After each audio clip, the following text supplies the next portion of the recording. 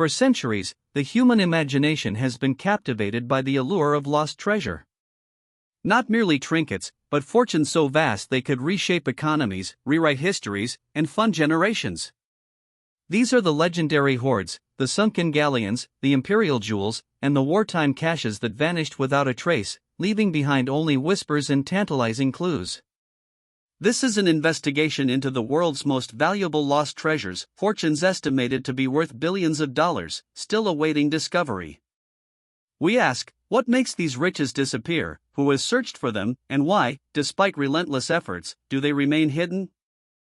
What truly defines a lost treasure of billion-dollar scale? It's more than misplaced heirlooms. Historians and treasure hunters generally agree it involves substantial wealth, often state-owned or accumulated through conquest, lost due to catastrophic events like shipwrecks, wars, or deliberate concealment.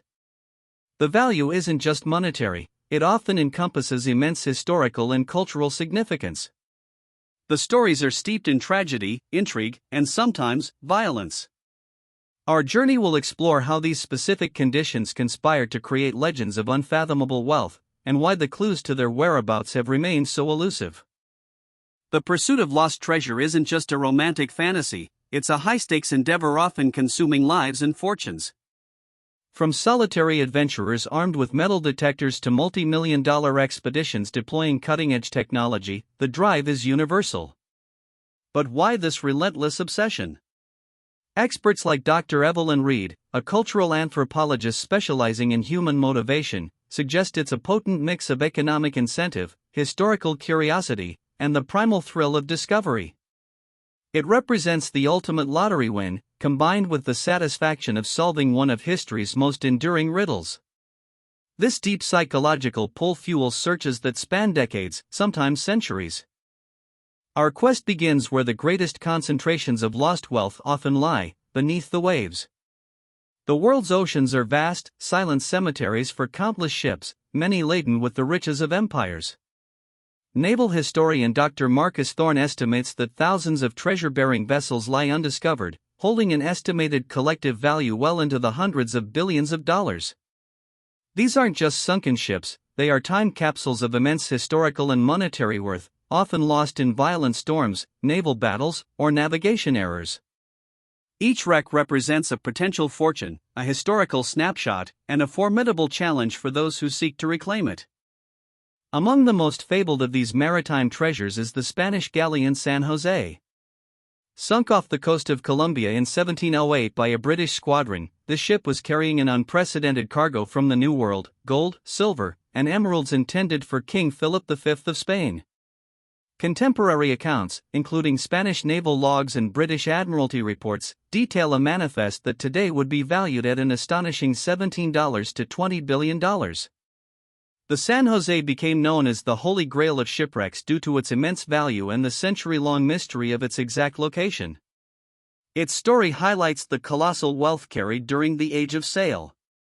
The San Jose was part of a fleet of 14 ships, attempting to outmaneuver British privateers near Cartagena. On June 8, 1708, the galleon engaged in a fierce battle. According to first-hand accounts from a few survivors, a direct hit to its powder magazine caused a catastrophic explosion, sending the heavily laden vessel to the bottom with most of its 600-person crew. The precise location was lost, shrouded in the deep waters of the Caribbean and the secrecy of Spanish colonial interests. For generations, tales circulated among local fishermen, but concrete evidence remained elusive, adding to its legendary status. After decades of dedicated searching by various groups, in 2015, the Colombian government announced the discovery of the San Jose. Using advanced autonomous underwater vehicles and meticulous historical research, their maritime archaeologists located the wreck at a depth of over 600 meters. The initial images revealed bronze cannons uniquely identifiable to the San Jose. However, this monumental discovery immediately ignited an international dispute. Spain claims ownership under international maritime law, citing it as a state vessel. Indigenous groups argue some of the treasure belongs to them as it was looted from their lands. The treasure remains largely untouched, a testament to the complexities of modern salvage law.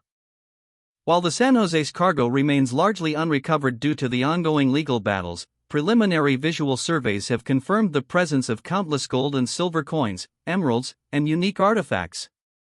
Reports from the Colombian Institute of Anthropology and History indicate the wreck is remarkably well preserved, suggesting an unprecedented archaeological window into 18th-century maritime trade and warfare. Experts anticipate that full recovery, once legal issues are resolved, will not only yield billions in monetary value but also invaluable historical data, fundamentally enhancing our understanding of the Spanish colonial empire and its interactions with indigenous civilizations. It's a treasure trove in every sense. The San Jose exemplifies the immense challenges of deep-sea treasure recovery. The extreme pressure, freezing temperatures, and crushing darkness of the deep ocean require highly specialized equipment and advanced robotics. Each expedition costs millions, if not tens of millions, of dollars. Dr. Lena Hansen, an expert in marine robotics, emphasizes that the technical expertise required is akin to space exploration. Furthermore, the fragile nature of artifacts demands careful handling to prevent disintegration upon retrieval. These logistical and financial hurdles contribute significantly to why so much underwater wealth remains hidden, even after discovery. It's a battle against the elements and economics.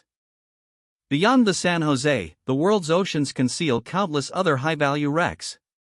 The Black Swan Project, which recovered artifacts from the Nuestra Señora de las Mercedes, yielded 500,000 silver coins and other gold artifacts, estimated at $500 million, though it too sparked an international legal battle. The legendary 1715 plate fleet, scattered off Florida's coast by a hurricane, still offers up treasures to diligent searchers, with experts believing billions remain unfound. These examples underscore that the San Jose, while exceptional, is part of a larger, ongoing saga of maritime loss and the enduring, difficult quest to recover these silent, sunken fortunes. While the oceans guard colossal wealth, the land beneath our feet holds its own share of legendary, unfound fortunes.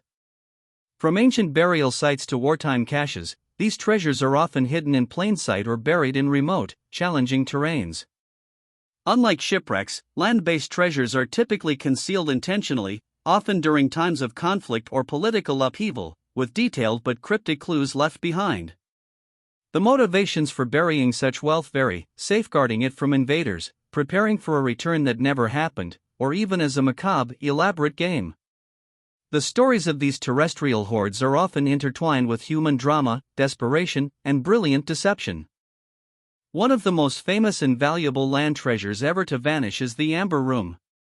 Constructed in the 18th century for the Prussian King Frederick William I, and later gifted to Peter the Great, this entire room was adorned with intricately carved amber panels, backed with gold leaf, and fitted with mirrors.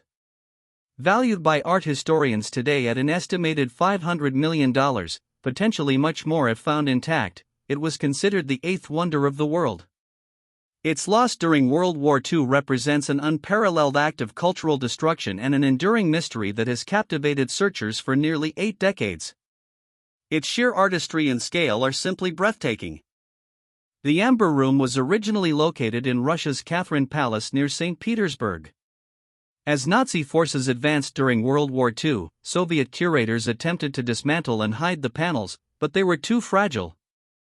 Instead, they wallpapered the room to disguise it.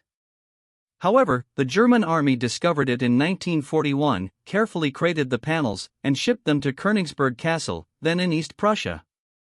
Here, the panels were reassembled and displayed. By 1944, as Allied forces closed in, the panels were again disassembled.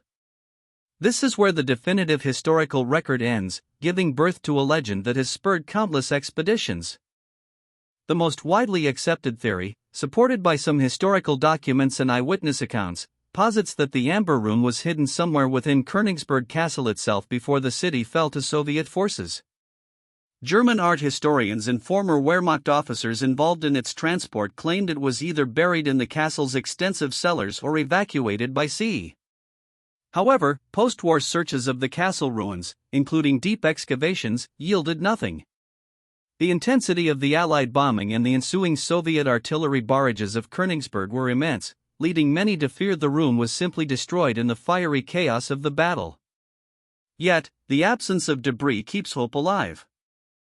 Beyond Königsberg, several other theories circulate. Some researchers, citing vague witness statements and post-war intelligence reports, suggest the amber room was loaded onto a ship, like the Wilhelm Gustloff, and sunk in the Baltic Sea. Others believe it was dismantled and dispersed among high-ranking Nazi officials. There are even claims of it being hidden in a secret complex of tunnels in the Polish mountains, near the site of Project Reese. The challenge is the lack of definitive evidence for any of these claims. The room's sheer size and distinctive nature make a quiet, unrecorded disappearance highly improbable, yet that is precisely what occurred, baffling generations of determined searchers. For decades, searchers have pored over archives, interviewed remaining witnesses, and explored countless potential hiding spots. German and Russian teams, private citizens, and even intelligence agencies have dedicated immense resources to finding the Amber Room.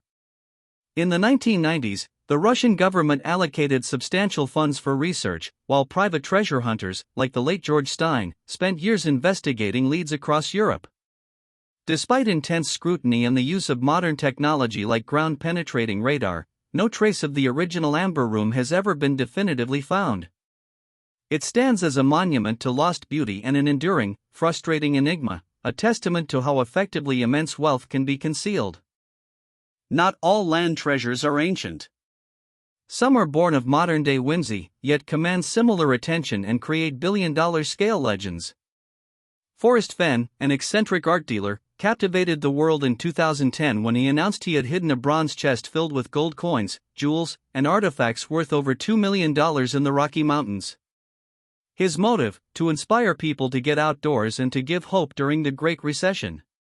He left behind a 24-line poem in his autobiography, The Thrill of the Chase, containing 9 cryptic clues to the treasure's location.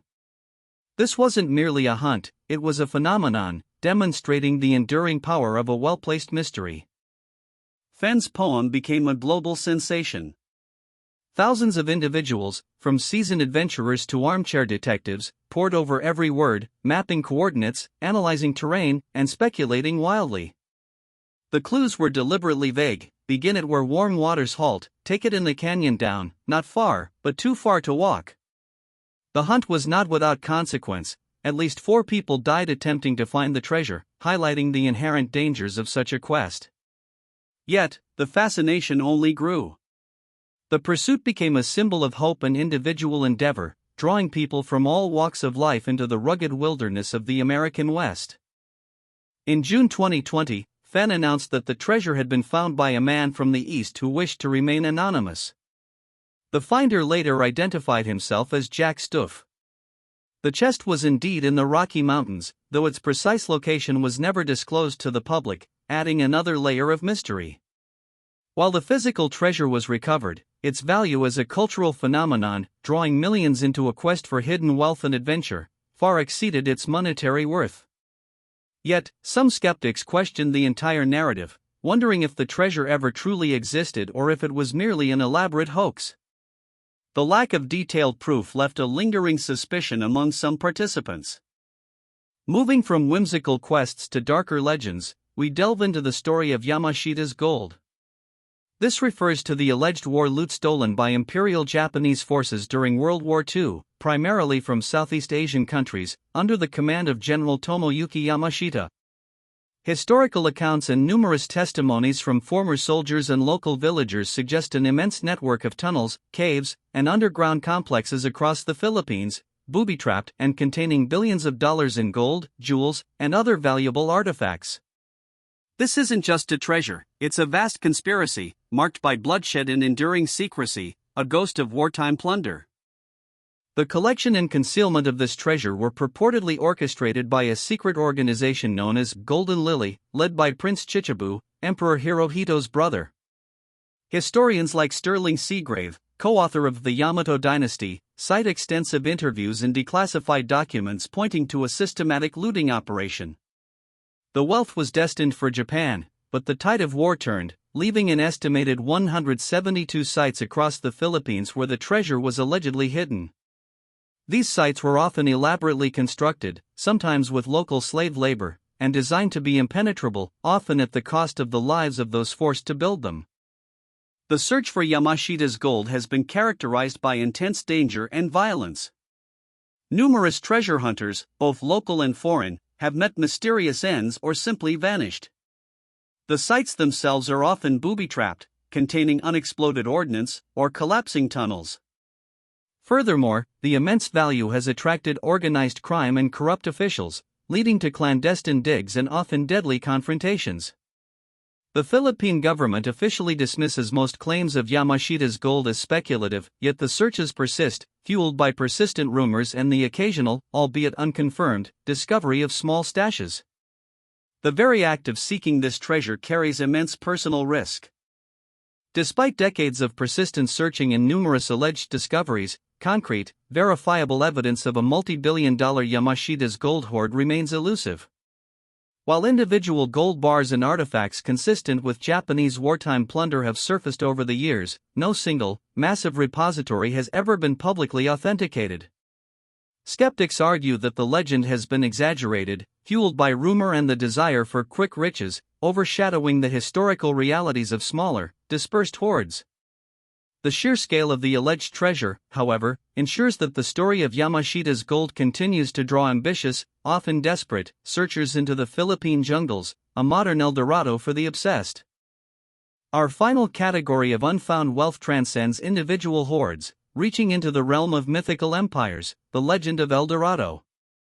Originally, El Dorado referred not to a city, but to a Muisca chieftain in ancient Colombia who would cover himself in gold dust during a sacred ritual. Over time, Spanish conquistadors distorted this legend, transforming it into a fabled lost city of gold or a golden king, driving centuries of brutal and fruitless expeditions into the dense, unforgiving Amazon rainforest and the Andes Mountains. While the literal city remains unfound, the pursuit reveals a deeper truth about the intoxicating power of gold and the colonial mindset of rapacious acquisition. The first significant expedition for El Dorado was led by Gonzalo Jiménez de Quesada in 1537, who encountered the Muisca people near Bogotá and heard their rituals. This sparked a gold fever among subsequent generations of conquistadors, including Sebastián de Belalcázar and Nicolás Federman. Each explorer brought their own twisted interpretations of Muisca rituals, leading to massacres, environmental destruction, and ultimately, failure to find a tangible city of gold. The most famous searches centered on Lake Guatavita, believed by some to be the site of the Muisca golden offerings. Early attempts to drain the lake only recovered a fraction of its purported riches, adding to the mystique. Later searches shifted deeper into the Amazon, fueled by rumors of lost cities hidden from European eyes. Figures like Sir Walter Raleigh, despite failing to find gold, propagated the myth, writing vivid accounts of a city named Manoa. The Amazon, however, proved to be an insurmountable barrier. Its vastness, treacherous rivers, deadly wildlife, and impenetrable canopy swallowed expeditions whole. Modern archaeological research, like that of Dr. Michael Heckenberger, now suggests that ancient Amazonian civilizations did build complex societies with large populations, but not glittering cities of solid gold. Their treasure was often agricultural sophistication and intricate social structures, not piles of precious metals. While the literal city of gold remains an unproven dream, the legend of El Dorado continues to inspire. Modern-day adventurers and even some archaeologists still scour remote parts of the Amazon, driven by the persistent fantasy. The value here, unlike a shipwreck's cargo, is conceptual. It represents the ultimate hidden wealth, the undiscovered civilization. Its enduring legacy lies not in the gold it may or may not contain, but in its profound influence on exploration, colonization, and the relentless human pursuit of the unknown. It stands as a powerful metaphor for our dreams of discovery and conquest, even at immense personal and historical cost. The pursuit of lost billions isn't without its controversies. Modern treasure hunting often clashes with ethical guidelines for archaeological preservation. The debate centers on who owns historical artifacts, especially when found in international waters or claimed by multiple nations or indigenous groups. Is it salvage, where the finder takes a share, or is it a shared cultural heritage? Organizations like UNESCO advocate for the preservation of submerged cultural heritage in situ, leaving wrecks untouched to allow for scientific study. The San Jose case perfectly illustrates this tension: billions in potential wealth versus invaluable historical context. The financial incentive often overshadows cultural preservation.